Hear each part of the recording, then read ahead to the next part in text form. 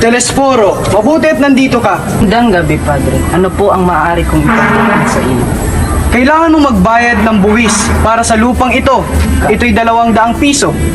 Sabi mo bang magbabayad ako ng renta sa sarili kong lupa? Sapagkat nagkamali kayo sa pagbayad ng buwis sa nakaraang 13 taon. Ngunit nililimusan ko ang mga pulubi upang maiwasan ang kanilang pamimirwisyo.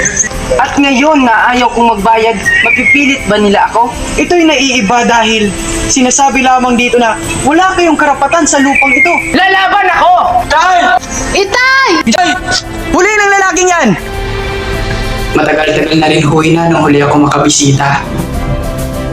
Ngunit sariwang-sariwa pa rin talaga sa aking isipan ang trahedyang sinapit ng ating pamilya.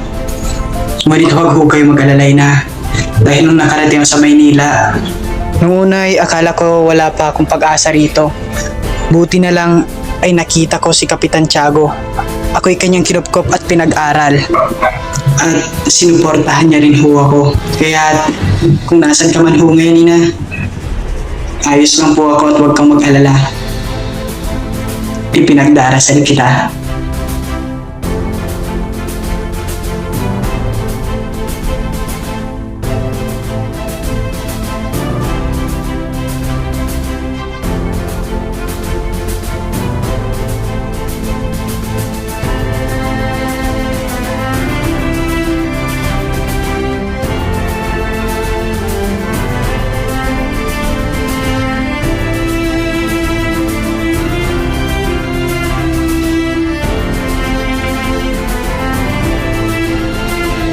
Yes, la sociedad.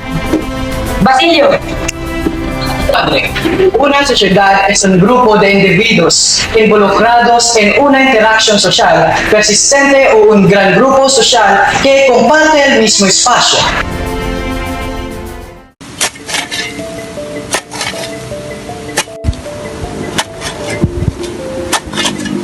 Gino, maaari ko po ba kayong tulungan? Anong ginagawa mo sa gubat na ito? Kung inyo pong magugunita, sa mismong gubat na ito, 13 taon na po ang nakakaraan, dito tayo unang nagkakilala. At kayo po ang unang tao na nagbigay po sa akin ng pakikiramay. At sino ako sa tingin mo? Isang tao na pinalagay ko'y dakila. Tao na maliban sa akin alam ng lahat na patay na. Nang kamatayan ay lubusan ko ring dinamdam. Isang napakalaking lihim ang iyong nalaman.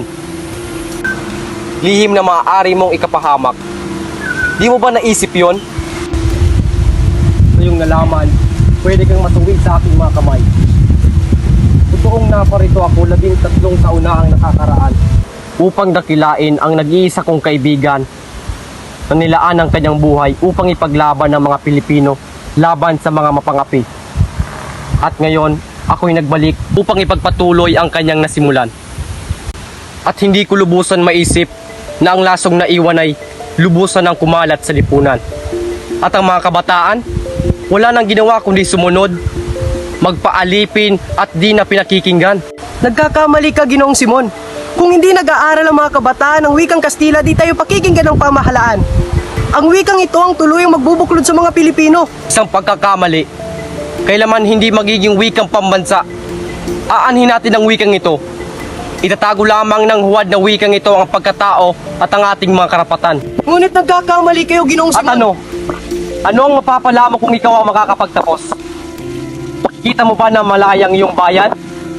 Hahayaan mo bang mabulok ang bangkay ng iyong ina at kapatid sa ilalim ng lupa? Ano naman ang gusto mong gawin ko?